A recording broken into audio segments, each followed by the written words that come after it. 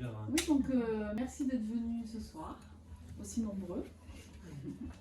Donc le thème de la soirée, ça va être les impacts du vieillissement sur notre corps. Voir un petit peu comment ça se passe, ce qu'on peut mettre en place, ce qu'on peut éviter, ce qu'il faut faire. Mais voilà, on va aussi vous écouter, voir un petit peu ce que vous en pensez, si vous avez des idées reçues, des petites choses à nous dire par rapport à votre vision des choses aussi, pour pouvoir justement échanger autour de ce thème qui peut être très très large et varié.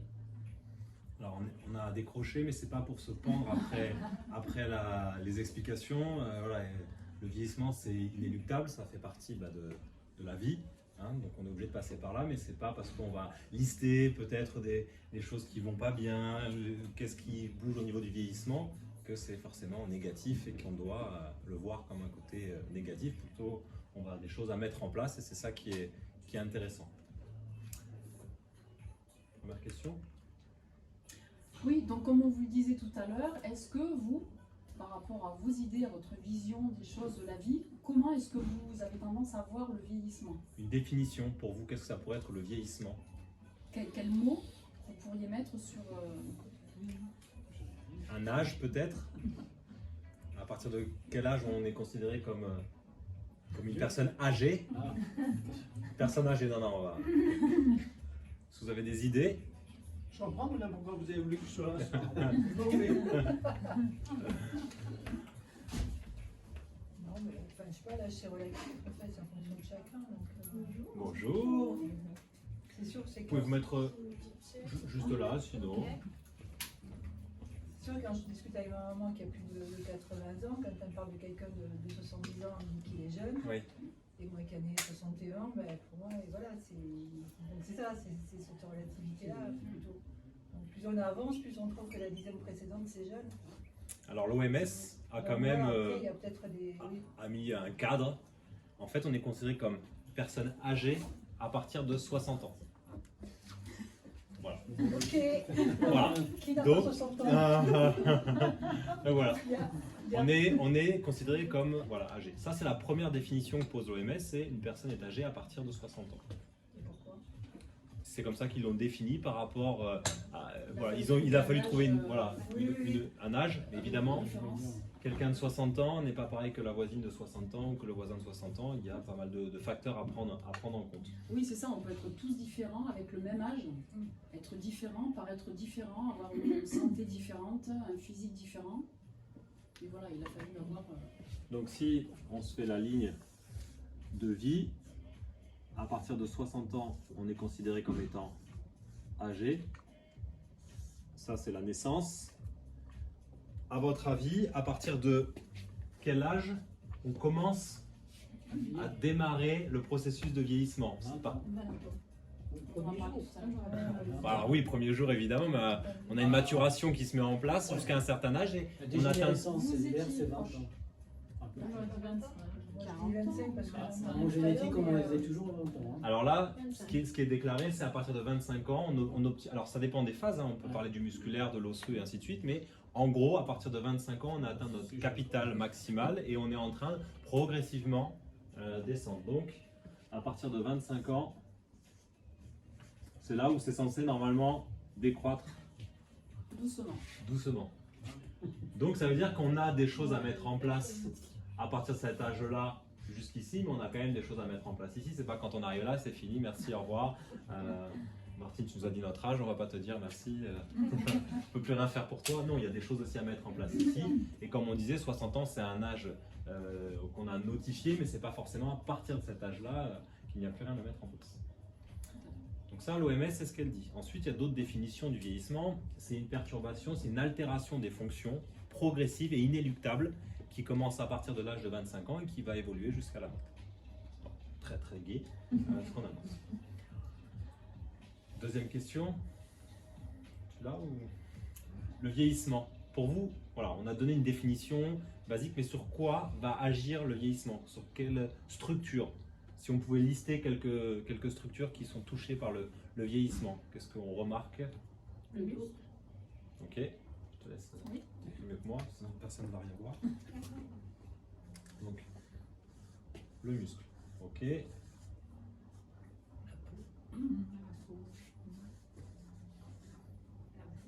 Ah, la psychologie aussi, le manque d'envie. Ok, le côté tu peux être psychologique, ouais. La patience. On note tout, après on fera peut-être des catégories.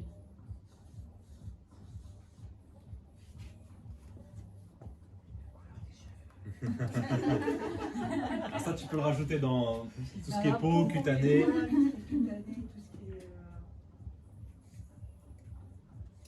Un truc essentiel. Ouais, les os.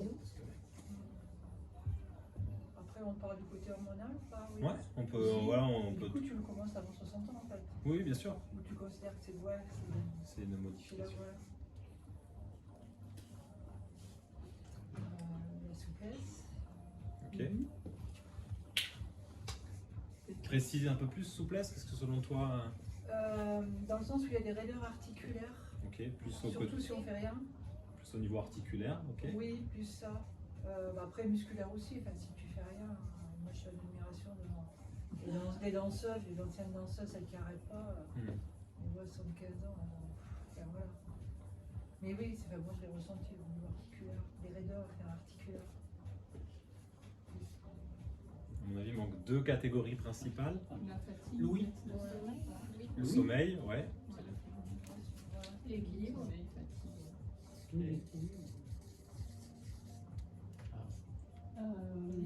Oui, elle n'a pas entendu. Ouais. On sait déjà. La mémoire, peut-être, non? Mémoire, ouais, on peut le rajouter, on peut faire un truc global avec. Bon, on peut rajouter mémoire parce que c'est un après.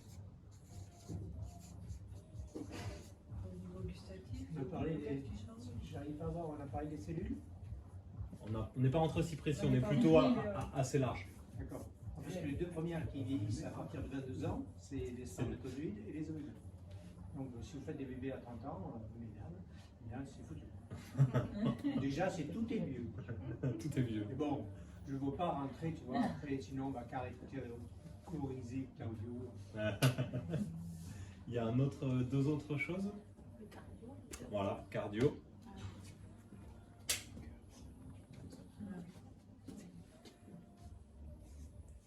Alors, des fois on le lie à la même chose, mais on dit que c'est un système cardio, vasculaire, ok, mais autre chose. Respiratoire. Voilà, pulmonaire. Tu peux le mettre à part par contre, ouais, tu mets un slash.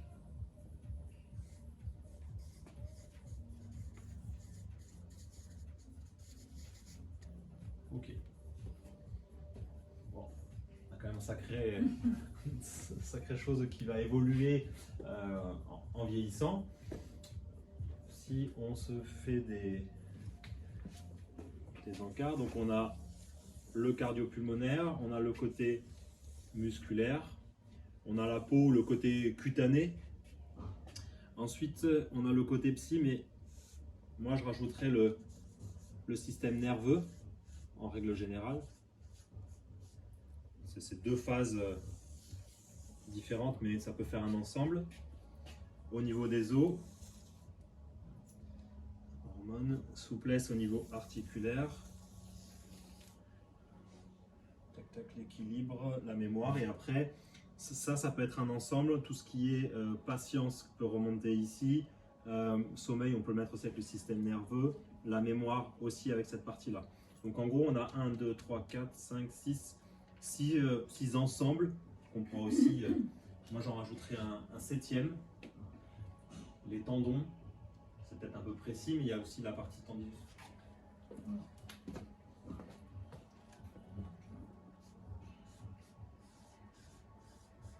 Est-ce que vous voyez d'autres choses à rajouter sans rentrer au niveau cellulaire? Déjà, c'est pas suffisant. C'est pas mal. Ils n'ont pas voulu mettre Louis. Mais lui, Louis, avec la vue, mais Ouais, Bah, quand tu fais du sport, si tu es un peu plus souple, tu n'as pas les mêmes réflexes, tu ne C'est réagis pas vrai. de la même manière. C'est vrai. Tu conduis pas pareil. donc là on a listé les principaux ensembles qui peuvent être altérés par le vieillissement, qui vont être altérés de toute façon par le vieillissement. On va essayer de rentrer, alors peut-être vous avez des données évidemment là-dessus, mais nous on va étayer un petit peu avec vous. Qu'est-ce qui va se passer pour chaque ensemble. Si on commence par exemple par la partie cardio, alors moi je fais des petites notes pour être précis, mais Et le souffle peut-être, non? ouais, le souffle va rentrer dans le côté cardio-pulmonaire, parce que je vais diminuer ma capacité pulmonaire, mon débit circulatoire va être un peu moins important aussi.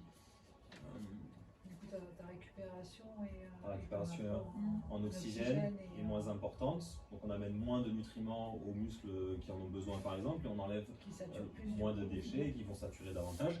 Donc en fait tout est lié, hein. Chaque chose n'est pas mis à part. Et ce qui va se passer de façon un peu globale, c'est qu'on va avoir une modification cellulaire avec nos cellules souches qui vont être de moins en moins nombreuses, et les cellules vont dégénérer et vont mourir, remplacées mais pas en totalité, mais aussi c'est le contenu de notre corps qui va modifier. Vous avez entendu parler du collagène, je suppose. Collagène, on le retrouve partout. On pense, quand on parle de l'eau dans le corps, on en a partout, que c'est quelque chose d'important, mais le collagène est hyper présent dans tout le corps. On en a dans les os, on en a dans les tendons, on en a dans les fascias, on en a au niveau cutané. Donc le collagène, c'est quelque chose de très important. Si on vous avait demandé pour vous qu'est-ce qui constitue le corps, vous nous aurez sûrement dit de l'eau, mais la protéine essentielle, c'est pour le coup, c'est le collagène qui est à l'intérieur. Donc le collagène, il y en a de différentes sortes qui sont synthétisées, et certains types de collagène sont synthétisés à partir d'autres collagènes qui sont déjà présents. En gros, si je prends l'exemple d'un tendon, alors on va faire un... J'ai toujours rêvé de faire ça. Alors c'est très schématique, Lucille m'en veut pas de... Hein? Donc, si on regarde un tendon qui va bien, qui est jeune, en gros, il est constitué de collagène, d'un type de collagène, on ne va pas rentrer dans le détail de quel type. Les fibres sont plutôt parallèles. C'est-à-dire que mon muscle qui est au bout, mon os qui est de l'autre côté, les forces qui vont être transmises de façon harmonieuse en suivant l'axe du tendon, là où il est bien costaud. Les gestes répétitifs, les lésions du corps, l'alimentation, tout ce qui peut arriver, on va créer des micro-lésions à certains endroits. Quand on est jeune, ça ne pose pas trop de problèmes, ça se régénère très rapidement. En vieillissant, le collagène de base qui était présent, qui était le collagène de bonne qualité, va être remplacé par un collagène qui est un peu moins bonne qualité et surtout quelque chose de beaucoup plus fibreux. Donc au lieu d'avoir des choses qui vont être bien parallèles, eh ben, on va se retrouver avec des choses qui restent parallèles évidemment, mais on va se retrouver aussi avec des fibres qui sont beaucoup moins parallèles, beaucoup moins harmonieuses, et donc le transfert des forces va se faire un peu moins bien, un peu décalé, et donc on va se retrouver à sursolliciter une zone par rapport à l'autre, et c'est là qu'on crée des lésions plus importantes et qu'on arrive chez le kiné pour se faire soigner parce qu'on a une tendinopathie. On appelle pas ça une tendinite, on dit ça une tendinopathie, parce qu'il y a plusieurs styles de lésions au niveau tendineuse qui peuvent être à différents endroits. C'est pour ça qu'on n'emploie pas le suffixe it à chaque fois. Donc, qu'est-ce qui se passe? Donc, j'ai mes lésions, forcément, je répare. Au bout d'un moment, j'ai du mal à réparer et j'ai du collagène qui va être de moins bonne qualité. Donc, je me retrouve avec deux problèmes, à la fois la sursollicitation, les lésions, et derrière un type de collagène qui est de moins bonne qualité. Et ça, c'est pour tout le corps. Les fascias, c'est les enveloppes, c'est un peu tout ce qu'on a dans le corps, nos toiles d'araignée qui se tissent partout. Et pareil, certains vont diminuer en épaisseur, d'autres vont augmenter en épaisseur. Donc ça va créer une mobilité du corps qui va diminuer et une raideur qui va être plus importante. Que ce soit au niveau articulaire, que ce soit au niveau tendineux, et évidemment au niveau ligamentaire aussi, au niveau cutané. Donc tout va être modifié. Donc en gros, si on généralise un tout petit peu les choses, on va avoir une modification des structures de notre corps. Un tissu de bonne qualité va être remplacé par un tissu qui va être de moins bonne qualité. Ok? Au niveau articulaire, qu'est-ce qui va se passer? Si je fais un joli dessin. Est-ce que vous savez déjà comment est fait une articulation? Qu'est-ce qui... Il y a du cartilage. Voilà, du cartilage qui va être ici. Ici. On va avoir une capsule articulaire avec de la synovie à l'intérieur. Ça, c'est quand tout va bien. Qu'est-ce qui se passe quand ça commence à déconner avec les sollicitations, toujours pareil, ou si je suis inactif et d'un coup je me dis tiens, je vais me remettre à l'activité physique, j'en ai pas fait, mais je vais aller courir parce que je peux le faire n'importe où, je vais courir, je pars une demi-heure, pas bien chaussé, pas échauffé, pas de renfort, qu'est-ce qui va se passer au niveau de l'articulation? Quand on regarde des radios, Soit tu as une usure des cartilages au départ, mais il va y avoir la partie cartilagineuse va diminuer un petit peu. Ensuite, qu'est-ce qu'il peut y avoir d'autre? elle diminue avec l'âge ou c'est le trop. C'est l'usure. C'est ouais, mais L'usure, ouais, il y a mais l'usure, mais il y a aussi des Des corps flottants qui vont. oui, Ouais. il y a des trous qui vont se créer. Et donc, il va y avoir des bouts de cartilage qui vont se balader à l'intérieur, qui vont créer une réaction inflammatoire qui va faire gonfler l'articulation. Mais on va aussi avoir des ostéophytes, des bouts d'os qui vont proliférer. Alors déjà qu'on n'a pas beaucoup de cartilage et puis on a des petits bouts d'os qui vont arriver, alors c'est très schématique, qui vont venir empêcher la mobilité aussi de l'articulation. Mais ces boudeuses, du coup, c'est quoi? C'est des petits bouts En fait, qui se cassent? ouais, c'est comme on parle, peut-être entendu parler des becs de perroquet dans le dos, souvent on l'emploie au niveau articulation, c'est comme si un petit bout d'os poussait, comme un petit kyste osseux qui poussait à l'intérieur. On a des endroits, on a des trous dans le cartilage, où le cartilage est parti, on a des bouts qui flottent à l'intérieur, donc on a une articulation qui est quand même pas trop en forme, avec du liquide qui va augmenter pour pouvoir enlever un petit peu toute cette partie. Donc ça, c'est avec le vieillissement. Au niveau musculaire, à votre avis, qu'est-ce qui se passe? On perd du muscle. Est-ce que vous avez un chiffre? Parce que un chiffre, c'est vraiment intéressant. Vas-y, ça continue. Allez, continue. À partir de 70 ans, on a perdu 50% de sa masse musculaire. C'est qu'on passe du sport ou pas? Enfin, je veux dire, ça dépend de. Ça dépend de plein de personnes, mais physiologiquement, la force musculaire, la masse musculaire pardon, a diminué de 50%. Ça ne veut pas dire qu'avec les 50% qui restent, on ne va pas réussir à développer de la force, contrairement à ce que j'ai fait. On va pouvoir bouger, améliorer ces choses. On ne va pas rester léthargique pour autant, mais on va perdre quand même 50% de sa masse musculaire. Parce que ce qui se passe en vieillissant, on a un phénomène qu'on appelle la fuite des protéines. C'est-à-dire qu'on vient, déjà on ingère des fois moins d'aliments, on n'est pas forcément fan de la viande au bout d'un certain temps, pour X raisons, donc on va avoir moins de protéines aussi, et derrière on va moins pouvoir nourrir nos muscles, on va moins travailler, moins s'activer, moins bouger, et derrière on va avoir une fuite des protéines. C'est pour ça que les personnes par exemple qui sont gravataires, qui font des escarres, ben souvent on leur donne des compléments qui ne sont pas forcément super bons, hyper protéinés, parce que ça permet d'aider à éviter qu'il y ait derrière un escarre ou des points de contact trop importants avec des douleurs qui vont survenir par la suite. Parce que ça, on ne va pas forcément y remédier à partir de 70 ans, on peut éviter. Alors voilà, c'est toujours pareil, c'est des chiffres annoncés, Oui, c'est comme oui, 60 oui, ans, oui. ça varie un petit peu, mais ce qu'on sait, et c'est vrai que l'un des traitements que l'on propose, vous savez tous en arrivant ici, vous avez déjà des notions que l'activité physique, le fait de faire du renforcement musculaire, permet de limiter, ralentir et surtout de garder une capacité. Vu que le cœur est un muscle, ça impacte aussi du coup. Bien sûr, on a un débit cardiaque, le cœur ralentit. Quand on vieillit, quand on prend la pulsation, les personnes âgées qui sont autour de 50, voire des fois un peu moins battements par minute, et quelqu'un qui est d'un âge adulte, même pas très sportif, est plutôt autour des 70. Donc on a, quoi qu'il arrive, un ralentissement. Et si ma pompe cardiaque ralentit, mon débit cardiaque sanguin va ralentir lui aussi. Donc c'est ça qui va aussi se retrouver. Donc on a cette perte-là, et on a aussi une perte de ce qu'on appelle les unités motrices. Alors, pas rentrer dans des détails trop importants, mais en gros, quand je veux contracter mon muscle, je viens envoyer une information par mon cerveau qui vient au muscle et qui lui dit simplement « contracte-toi ». Et pour que ça soit efficace, ceux qui ont déjà fait de la kiné, on dit souvent « tenez 10 secondes de la position » ou « faites ça un nombre de secondes défini ». Parce qu'on sait que pour que toutes les unités motrices du muscle se contractent, il faut au moins normalement tenir la contraction 6 secondes.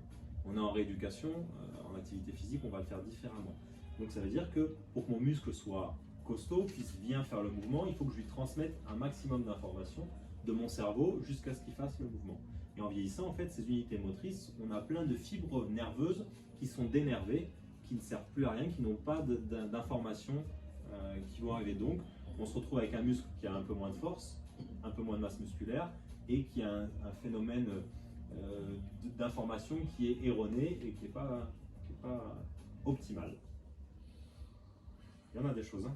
C'est déprimant tout ça. Ah, c'est déprimant. Et on a aussi ce qu'on mettait juste avant, lorsqu'on parlait du sommeil, du côté mémoire, on a aussi au niveau de nos neurones une dégénérescence à ce niveau-là. Et même des gens qui stimulent leur mémoire, il y a des acteurs qui ont parlé il n'y a pas longtemps, même eux, alors qu'ils travaillent leur mémoire tout le temps, ne sont pas pour autant protégés autant que ça de la maladie d'Alzheimer.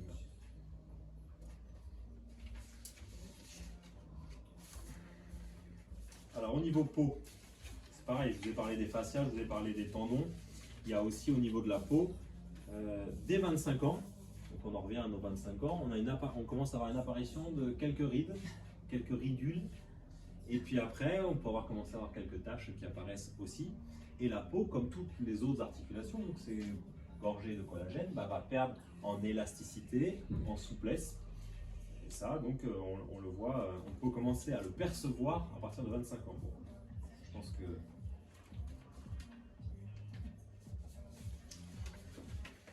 Ça va jusqu'à présent? Donc on a vu l'articulation au niveau de l'os, mais on a aussi l'os en général. Ostéoporose, tout ça, ostéodensitométrie à partir d'un certain âge pour voir un petit peu au niveau hormonal comment ça peut évoluer, comment l'os va réagir. Vous ne savez peut-être pas, mais notre squelette, il est tout le temps en mouvement. C'est-à-dire que notre capital osseux du départ, il va bouger. C'est-à-dire qu'on va avoir des cellules osseuses qui vont venir grignoter notre os et il va y avoir une reformation derrière d'un os qui va s'adapter aux contraintes. Et parce que je bouge, parce que je suis en appui, parce que je suis en mouvement, mon os va être de bonne ou de mauvaise qualité. En gros, pourquoi est-ce que les enfants n'ont pas les mêmes os que nous? Certes, c'est cartilagineux, c'est caoutchouteux, ça va dans tous les sens, mais c'est les tensions des muscles qui vont créer l'os qu'on a ici. Là, on a le fémur avec le col et on a le grand trochanter, la partie qui est dure ici. Et c'est la tension, le fait d'être debout, des moyens fessiers qui vont venir tirer dessus, qui vont à force créer la forme de l'os que l'on a. Donc la contrainte osseuse, c'est pas négatif. Le fait d'être en mouvement, d'être en appui, d'être en activité, va nous aider à faire un squelette de bonne qualité. Quand on vieillit, forcément, on perd ces cellules de nettoyage d'os et de reformation d'os derrière, va s'éroner un petit peu et va être de moins bonne qualité. Et on va avoir une déminéralisation osseuse à certains endroits, qui peut entraîner jusqu'à des tassements au niveau vertébral, des fractures itératives du col fémoral.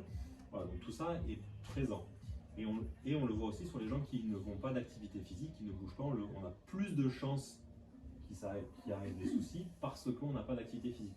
Pas que parce que les contraintes font du bien, mais parce que si je bouge, je fais des mouvements, je vais avoir moins de chances de me prendre les pieds dans quelque chose, je vais être suffisamment alerte et mon équilibre, ma proprioception va être meilleure.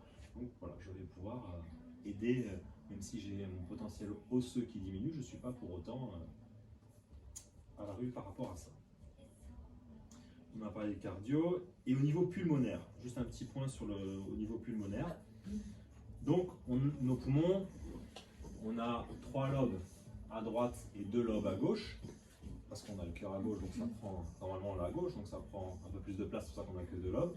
Et notre capacité pulmonaire, c'est lorsque je viens respirer, mes poumons vont se gorger d'oxygène et quand je vais expirer, ça va se refermer grâce au diaphragme qui est un muscle avec 2 coupoles qui sont à cet endroit-là. Donc ce qui va se passer, c'est que j'ai besoin aussi d'une mobilité de ma cage thoracique. Comme j'ai des articulations, comme j'ai des ligaments, comme j'ai des capsules, là aussi ma rigidité va diminuer avec le temps.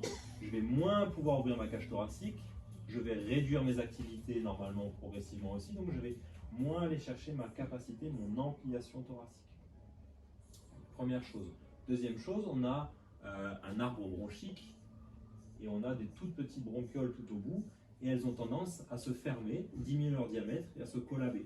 Donc ça veut dire que j'ai moins d'appareils respiratoires pour pouvoir essayer de prendre de l'oxygène le plus possible et de pouvoir ensuite, via les vaisseaux, amener aux organes et aux muscles. Et ainsi de suite.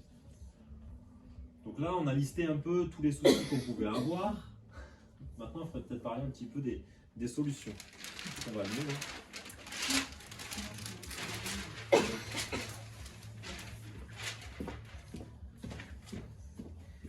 Alors, à votre avis, on va même prendre une belle page pour ça.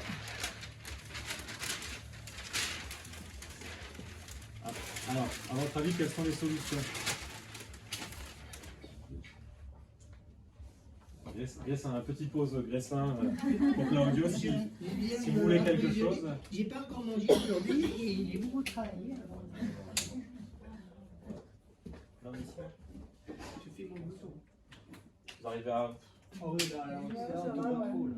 Ça va aller? Non, mais parce qu'elle est violente la lumière. Ouais, non, non, Bon, c'est ça très va, bien. là. Ouais, on va pas. Alors, quelles sont les solutions? Je te laisse noter. À votre avis? Voilà, l'activité physique, on va lister un petit peu.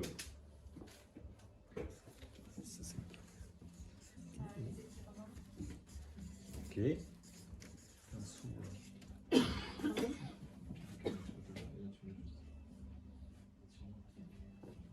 Ok.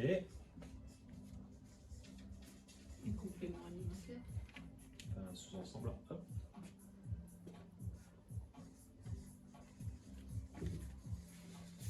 Bonne hygiène de vie peut-être aussi.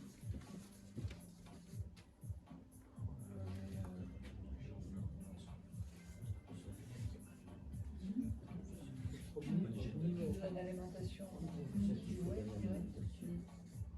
Avoir les compléments. Je peux mettre dessus. Bonne alimentation. Faire un max de choses qu'on aime. Se faire plaisir. Exactement. La dame disait aussi, je pense que c'est pour faut le sommeil. Ouais. Oui, quand même, dans un temps Je peux mettre ici. Ouais, oui. Faire la sieste. Parce qu'on aime faire la sieste. Non, mais. Je crois que c'est ça, je crois que c'est 20 minutes par jour. Oui, après Bon, je dirais c'est. que c'est ce qu'on a envie, mais quand on peut. Hein. Ouais. Oui. Même un quart d'heure, 10 minutes. Ah ouais. ouais. Oui, Ouais, parce qu'au-dessus, c'est pas justement. Après, notre- on peut Oui. rentrer dans une Après, phase de c'est trop. sommeil. Ouais, c'est ça. Où notre corps Et on se se dit que coupe c'est la aussi, nuit. ouais, Et et on se coupe aussi le sommeil du soir. Ouais, d'accord, ok. Vous avez d'autres solutions? L'hydratation. Ok.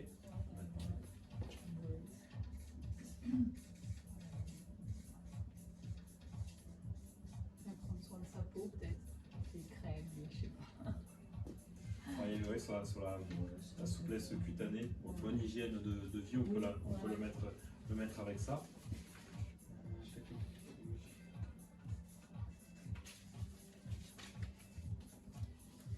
Vous avez d'autres sous-ensembles, hein? Activité physique, il y a quelque chose de général, on a les étirements.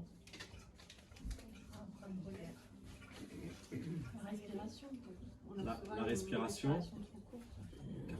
Il y a le renforcement Exo, musculaire aussi. ouais, hein. renforcement musculaire et en dessous cardio-pulmonaire.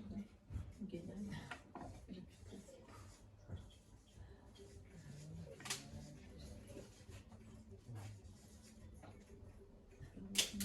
Ouais, exocardio-pulmonaire.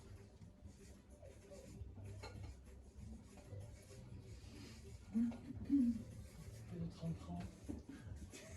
Ça, on va pouvoir rentrer après un peu plus dans les détails à ce niveau-là. Est-ce que vous voyez d'autres choses à rajouter? Bah, une vie sociale quand même aussi. Oui. Oui. Avec, en fait, il y a un ensemble hygiène de vie Ouais. avec et le sommeil, l'hydratation, la vie sociale, les échanges, les interactions, L'ergonomie au travail, je dirais aussi. La posture. la posture. On avait fait le dernier afterwork, c'est là-dessus, c'était sur gestes et posture.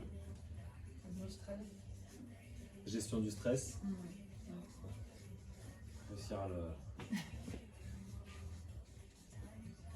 On va se laisser impacter, puis quand le canard va arriver. réussir à l'évacuer. Ouais. Ok, si on prend ce premier ensemble, activité physique. Donc on a déjà les étirements, le renfort musculaire. Alors, pourquoi les étirements, à votre avis? Déjà, est-ce que la question de l'étirement, souvent les gens disent ah, les étirements c'est pas bon, ça sert à rien, on se fait mal donc on s'étire pas. C'est ça, ça peut détendre les muscles, ça dépend quoi. Déjà, quand on entend cette phrase de faut pas faire d'étirements parce que c'est pas bon pour le corps, c'est juste parce que comme on n'aime pas faire les étirements, on se trouve une excuse par rapport à ça. Mais il y a des modalités d'étirement. C'est-à-dire que je ne m'étire pas de la même manière juste après l'effort, à distance de l'effort. Et si mon objectif est de gagner en souplesse, en mobilité, on pourra faire aussi la différence entre les deux. Voilà, donc il y a des modalités différentes aussi de s'étirer. Si je m'étire juste après l'effort, je ne vais pas tenir longtemps mon étirement parce que je ne veux pas priver d'oxygène un muscle qui a déjà été travaillé, donc qui a déjà créé des lésions.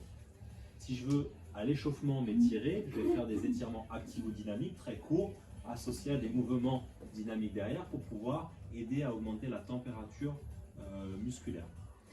Et si je veux gagner en souplesse, si je veux pouvoir tirer sur mes éléments, je vais le faire plutôt à froid, c'est-à-dire que je vais le faire au réveil non plus, et je vais tenir ma posture 45 secondes, 1 minute pour pouvoir vraiment faire ce qu'on appelle un fluage et venir agir comme si on avait un élastique, on vient de tirer dessus. Si je relâche trop tôt, il ne va pas changer de structure. Par contre, si je tire dessus, pas trop non plus, et que je maintiens, il va y avoir une modification même légère de sa forme. Par contre, si je tire beaucoup trop, je risque la rupture et là, on n'est pas non plus dans la période où on veut tout casser.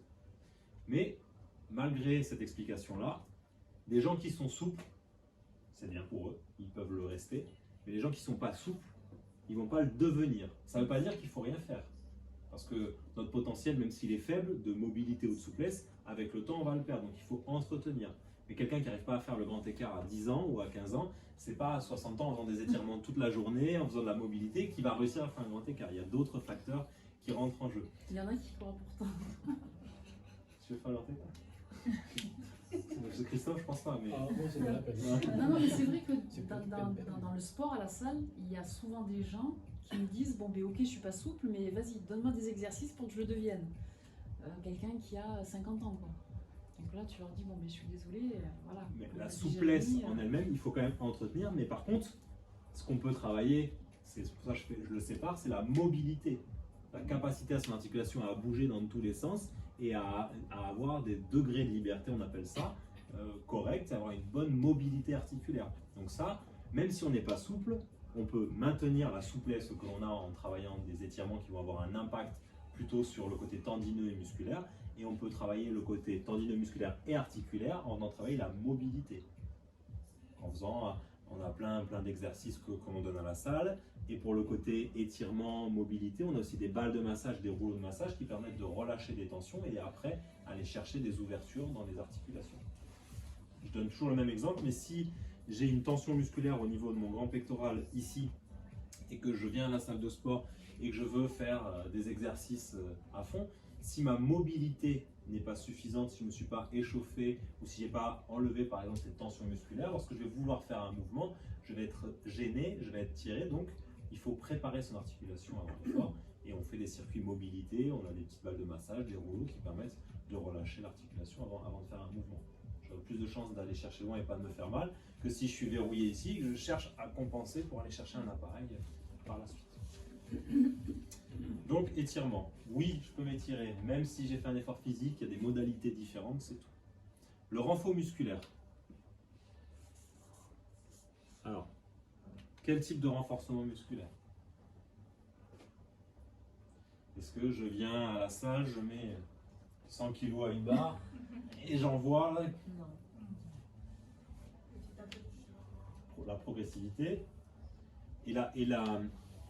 en fait on a des modalités.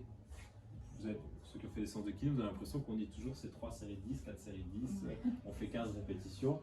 Voilà. Si on aime bien le chiffre 4, on dit 4, si on peut faire le 5, on dit 5. Mais en fait, c'est pour travailler la tonicité, donc on travaille sur des répétitions assez longues. Lorsqu'on veut faire un renforcement musculaire, peu importe l'âge qu'on a, si on veut gagner en force, on ne va pas faire le même renforcement que si on veut gagner en masse, si on veut gagner en puissance ou si on veut gagner derrière en d'autres choses. Donc ça va vraiment dépendre de mon objectif. Je vais avoir des répétitions différentes à faire. Donc déjà, je peux varier sur cette partie-là. Ensuite, qu'est-ce que j'ai d'autre comme renforcement musculaire? Donc, je peux faire 4 séries de 15 par exemple, je peux faire du bulgare, du contraste de charge en fonction de mes objectifs. Après, c'est l'isométrique, C'est du renforcement musculaire. C'est ce genre de choses. Ouais. Voilà, on peut faire de l'isométrie, de l'excentrique. L'excentrique, C'est un masse musculaire, là, justement. poids du corps. Ouais. L'excentrique, c'est quelque chose de très important. On le fait beaucoup faire en rééduc. L'excentrique, pour ceux qui ne savent pas, le vrai excentrique, normalement, c'est j'ai une charge énorme sur le dos. Je vais freiner la descente, donc je vais freiner. Par contre, je suis incapable de le repousser parce que c'est trop lourd pour moi. Ça, c'est de l'excentrique réel. J'ai une charge trop lourde. Je suis avec mes jambes, je peux la lever avec deux jambes, mais je ne peux pas la lever avec une seule jambe. Donc, l'excentrique, qu'est-ce qui se passe? Je vais t'expliquer. En fait, tu as 2 points d'insertion. J'ai ma charge dans les mains et moi, je vais venir freiner. Donc, qu'est-ce qui va se passer? Mes 2 points d'insertion vont s'éloigner, mais mon muscle va freiner. Donc, lui, il va essayer de se resserrer. Donc, on a prouvé qu'en faisant... On étire tout en essayant de contracter. Donc, on va créer, en fait, on va améliorer la force du tendon, c'est-à-dire qu'on va je vais y arriver. On a le tendon qui est comme ça, il vient s'éloigner ici. On va créer des nouvelles fibres qui vont, elles, pour le coup, être beaucoup plus orientées que celles de tout à l'heure qui étaient comme ça. Parce qu'on va venir allonger tout en contractant. Et le muscle, on va créer des lésions parce qu'on n'a pas le choix pour se renforcer, mais on va créer de nouvelles chaînes musculaires derrière, de nouvelles fibres musculaires avec un potentiel plus important.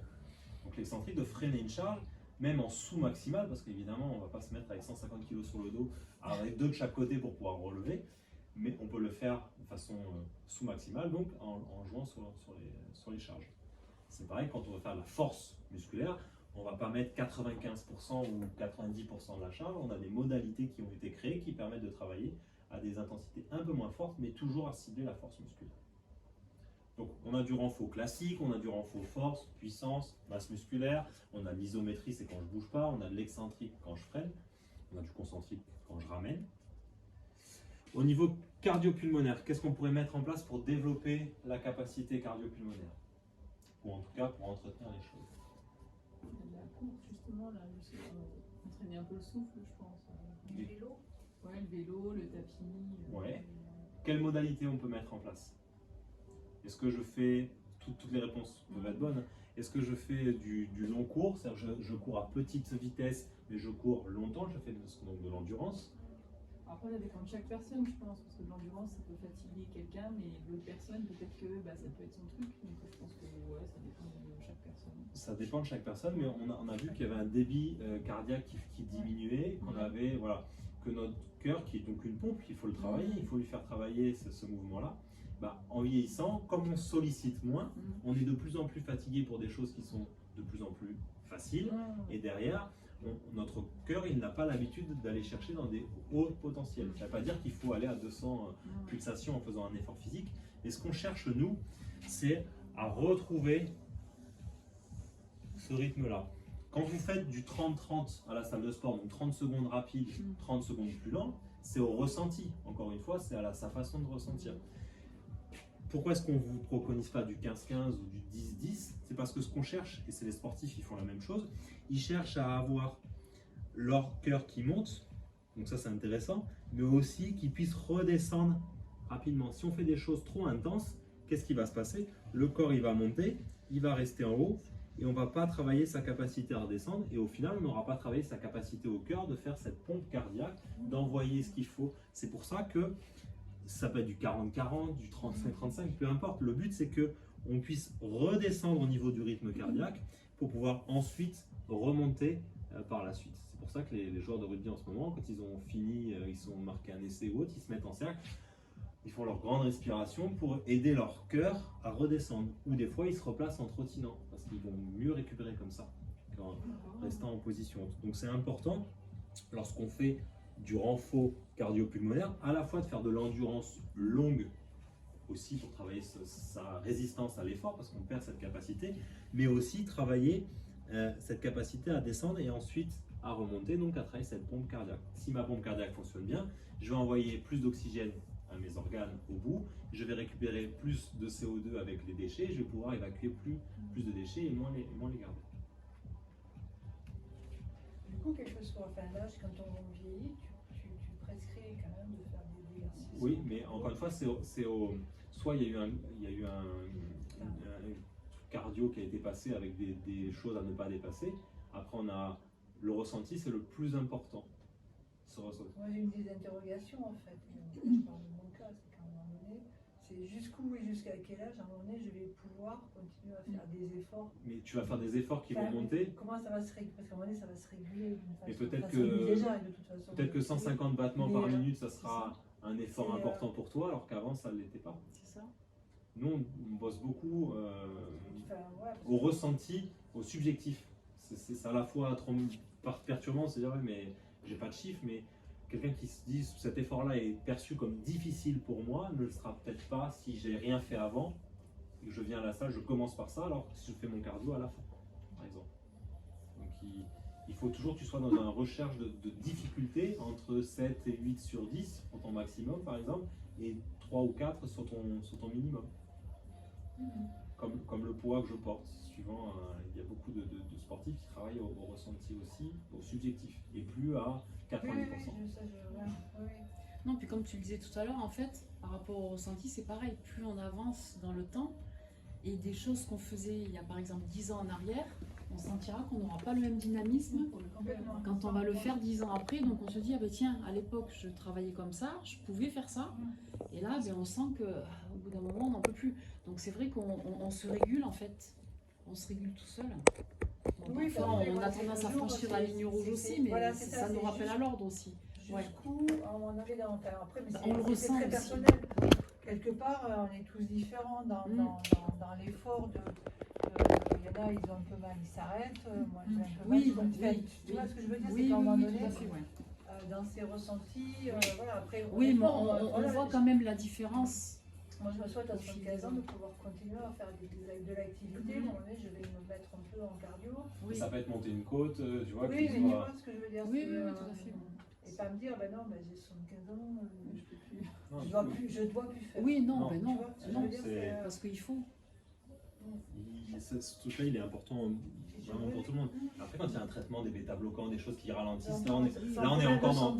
Voilà, on Oui, est voilà, encore oui, dans après, d'autres c'est choses, on ne va pas pouvoir différent. faire monter son cœur parce qu'on a des médicaments qui nous l'empêchent pour X raisons par rapport à des pathologies. Oui, parce qu'après, quand vous parlez d'endurance, c'est genre par exemple sur le tapis, c'est de monter un peu le tapis, alors ça peut être de l'endurance. L'endurance, c'est garder un effort le plus Ouais, c'est régulier pas forcément- possible. C'est pas forcément en pente. Non, non, Ah oui, non, Non, même c'est- sur du plat, Ouais, d'accord. ok. Ça fait penser à... c'est sur la même vitesse. Oui, sur la même euh, vitesse, Pendant on un peut- certain nombre de temps, quoi. Oui, Oui. voilà, c'est un rythme régulier où on est D'accord. capable, on appelle ça le seuil ventilatoire, c'est-à-dire qu'on est capable de discuter avec quelqu'un Ah oui, d'accord. ok. et de temps en temps chercher son second souffle et s'y remettre. Là, on est dans quelque chose qui permet d'avoir une endurance, travailler l'endurance. D'accord.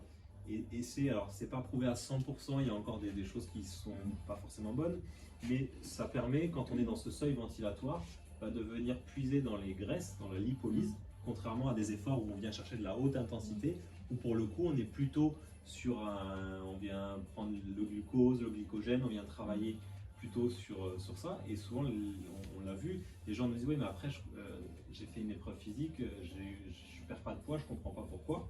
C'est un des facteurs aussi, c'est parce que comme je suis en haut, je me mets à fond, je me dis plus je vais transpirer, plus je vais envoyer, plus je vais perdre. En fait, je perds plus de sucre finalement que de lipides. Et derrière, je vais avoir une hypoglycémie, je vais prendre un petit truc pour me remonter, je vais me féliciter d'avoir fait du sport. Et derrière, en fait, ce que je vais prendre sera peut-être trop sucré. Et au final, ma balance, elle sera pas du tout Donc, en gros, équilibrée. faut plus manger dessus, quoi. Non, c'est pas qu'il faut plus manger. Si, de sucre. si, si, mais faire l'exercice comme elle explique de façon intelligente et savoir Ouais, justement alterner, doser où ouais, est-ce ouais. qu'on se situe. C'est pas en allant en haute intensité qu'on va perdre justement la d'accord. graisse. Au Comme, contraire. comme le C'est fait, peut-être en faisant régulièrement, je pense de aussi. toute façon, c'est la régularité Oui, qui ça, de va. toute façon, c'est ce qui ça va va faire les primer. choses. Et c'est pas parce que, c'est pas pareil, il y a une idée reçue qui dit que c'est à partir de 40 minutes de cardio que, comme par hasard, Quand à on la commence 41e, ouais. ça y est, je travaille dedans. Non, c'est dès le départ, forcément. Mm. Si j'en fais 40, bah, ça sera, je vais plus travailler mon alimentation, enfin mes lipides et mes glucides, que si je fais qu'un quart d'heure. Mm. Mais c'est pas comme par hasard, à partir de 40 minutes, il y a la barre qui tombe et tout ce que je fais en plus, c'est positif. Ensuite, au niveau, donc l'activité physique, bouger, faire de l'activité, moduler à la fois ses étirements, ses renfos, son cardio, travailler différemment et être régulier. Ça, c'est sûr que si je fais un mois de salle de sport et qu'après je fais plus rien, bah, les effets vont malheureusement chuter. Ensuite, on n'est pas nutritionniste ni diététicien. L'alimentation, évidemment, elle est importante. On pourra inviter sur une prochaine session un nutritionniste, si vous voulez, ou un diététicien qui nous parle du jeûne intermittent. C'est des choses qu'on peut parler aussi. Il faut bien dormir à heure régulière, il faut s'hydrater, il faut boire suffisamment. Mais après, on a tout ce qui est partie complément alimentaire. Est-ce que ça vous parle? Est-ce que vous êtes sensibilisé à ça? Qu'est-ce que vous en pensez? Moi, j'ai de grosses interrogations sur la qualité de la gélule aujourd'hui. Qu'est-ce qu'il y a dedans? Qu'est-ce qu'il y a réellement dedans? C'est ça. C'est capacité à l'assimiler aussi. Alors, Je pense que si on a une alimentation équilibrée, variée en fonction, je dirais, la plus vivante possible et la moins industrialisée possible, on a plus de chances d'amener suffisamment de nutriments. Mais En bon, fait, voilà, je pense après, que on prend assez de médicaments, de cochonneries comme ça, en fait, pour aller encore prendre alors, des trucs. il y a plein de choses intéressantes. Je rebondis juste sur le côté assimilation. ouais. En fait, quand on parlait de collagène tout à l'heure, la plupart des gens qui se supplémentent prennent du collagène sous forme de gélule. Or, la gélule, avec son enrobage, on a une assimilation du corps qui est beaucoup moins importante que s'il était pris sous forme de poudre, et encore mieux si c'est sous forme liquide. Et sous forme liquide, on a jusqu'à 90% de choses qui vont aller dans le corps et qui peuvent avoir un effet derrière. Les gélules, on est sur du 15 à 20%. C'est une différence. Ça fait quand même une sacrée différence. Voilà, donc ça c'est déjà une première partie, c'est l'assimilation du corps. L'alimentation, elle est capable de nous apporter énormément de choses et ça sert à rien de prendre des suppléments ou des compléments si derrière l'alimentation n'est pas bonne. Et là, il va y avoir un déséquilibre Très cohérent. et c'est pas très cohérent. Par contre, on le sait tous, les aliments qu'on ingère maintenant par rapport à leur valeur nutritive qu'il y avait avant, c'est moins bon. Ensuite, on ne consomme pas forcément en vieillissant, je disais tout à l'heure, la viande, ou même c'est pas quelque chose qui nous intéresse, voilà, c'est source de protéines. Il faut une source de protéines suffisante pour pouvoir nourrir ses muscles derrière, pour pouvoir nourrir ses organes. Donc, si l'alimentation ne le suffit pas, il y a cette possibilité-là aussi derrière. Soit on augmente son apport en protéines si on en se sent capable de l'ingérer. Il faut varier ses sources. Protéines végétales. Il y a les protéines végétales, tout à fait. Aujourd'hui, voilà, on est en train de démontrer qu'il y a de plus en plus de sportifs qui sont végétariens et Il y a de plus en plus. La génération où il y avait la viande à tout prix, mais non, les protéines végétales, elles ont leur place. Et en termes de. La qualité du nutriment, parce que la viande c'est pareil, moi la viande d'élevage, franchement. La qualité est importante. Alors il y a des choses qui permettent, au niveau des compléments, de se donner une idée, voir si c'est plutôt quelque chose où on peut aller ou pas. On a la liste de Cologne, est-ce que ça vous parle, cette partie-là? La liste de Cologne, à la base, elle a été faite par un organisme indépendant qui va statuer 3 choses sur les produits que l'on prend. À la base, c'était fait pour les sportifs de haut niveau. Si les substances ne sont pas considérées comme dopantes, l'origine des substances, plantes, d'où ça vient, et la façon dont elles ont été prélevées et assimilées pour en faire des compléments alimentaires. Donc s'il y a une certification liste de Cologne, c'est déjà, on peut se dire que le produit a une qualité meilleure que Tu ça. le reconnais comment ça? Il y a un logo, liste de Cologne, ouais, qui est normalement posé dessus. C'est écrit quoi? C'est écrit liste de Cologne. Je vous montrerai après si vous voulez. Ouais, Voilà, la liste de Cologne, c'est important de savoir faire la différence. Il y a tellement de choses différentes et variées. Donc, on a parlé tout à l'heure du collagène. On a parlé des protéines. On a aussi les antioxydants. Un corps de sportif en plus fait des radicaux libres, donc on a besoin de contrebalancer l'oxydation du corps grâce aux antioxydants.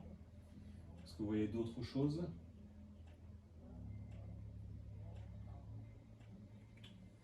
Vitamines et tout ça. Ouais, il y a les vitamines aussi. Et si Après, les trucs de défense immunitaire, mais ça revient un peu comme les compléments alimentaires. Ouais, mais en fait, ça peut être incorporé à l'intérieur. Il y a quelque chose, troisième type,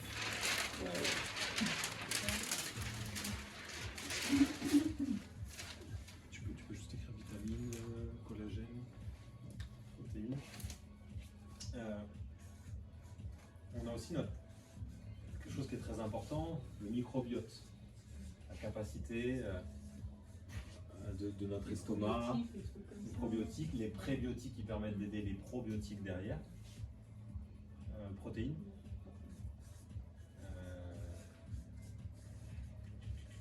Les pré-probiotiques. Parce qu'il y a pré-probiotiques Ouais. et probiotiques. Il y a prébiotiques et probiotiques. D'accord, et c'est quoi la Les prébiotiques permettent en gros d'aider aux probiotiques à proliférer.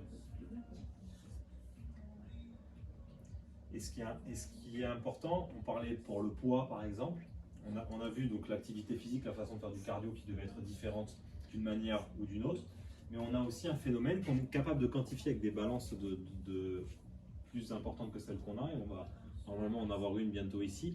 On a une cellule, Claudio parlait de cellules à l'intérieur, on a des mitochondries, c'est un peu notre usine à gaz à l'intérieur qui permet de transformer l'énergie, et on a une membrane cellulaire autour.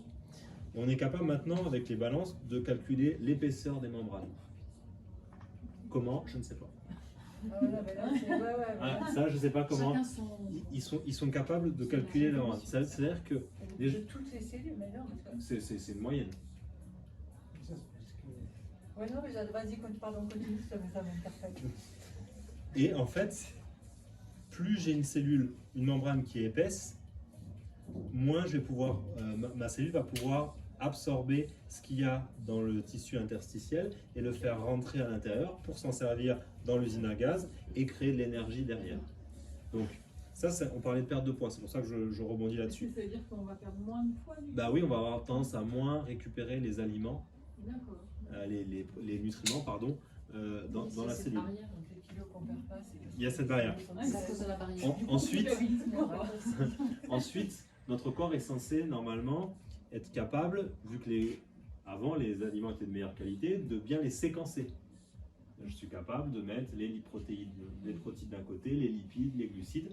Sauf qu'à l'heure actuelle, on ingère des choses très complexes. Donc le corps, il se retrouve à faire un truc un peu intermédiaire. Il a du mal à découper notre estomac, à découper tout et à tout ranger dans les cases. Donc on se retrouve avec des trucs, au lieu d'avoir, on va dire, des carrés, c'est pas très carré, ici, des ronds, on se retrouve avec des choses qui sont accrochées comme ça. Et ça, le corps, il ne sait pas trop ce que c'est. Donc qu'est-ce qu'il va faire? Il va le stocker. Pour lui, quand ça se présente là, il n'arrive pas à rentrer. Ah, c'est pas genre il stocke des graisses d'un côté, il est sucre. Ben, normalement, il y a un stockage aussi des graisses quand on prive le corps et ainsi de suite. Mais il va aussi stocker ça, qui est un truc plutôt graisseux qu'autre chose. Mais et comme il ne sait pas où le mettre, il va le mettre de côté lui aussi. D'accord. Donc on se retrouve avec peut-être une activité physique où je ne viens pas être sur un seuil ventilatoire adapté. J'ai peut-être une membrane cellulaire qui est ici. Et j'ai derrière mon estomac qui n'est pas capable de découper correctement mes nutriments. C'est pour ça qu'avec les prébiotiques et les probiotiques, on peut aider notre organisme à séquencer toutes ces parties-là. Après, il y a des herbes aussi que l'on peut rajouter. Il y a des produits pour le coup qui existent qui permettent de séquencer tout ça et de créer derrière des choses pour aider l'organisme à faire le boulot. Parce que si j'ai un microbiote qui n'est pas bien, je vais être plus fatigué, je vais avoir des sauts d'humeur, je vais me sentir ballonné, je vais pas être. Voilà, je crois qu'il y a une vingtaine ou une trentaine d'effets indésirables liés à un microbiote perturbé.